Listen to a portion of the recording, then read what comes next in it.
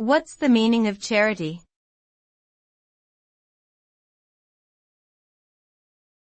Charity.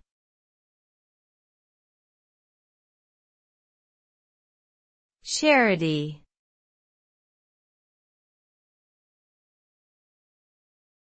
Charity.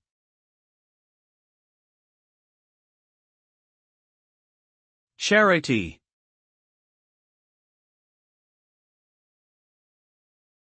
Charity is the act of giving help, usually in the form of money or goods, to those in need. It is a way to express compassion and kindness towards others, particularly those who are less fortunate.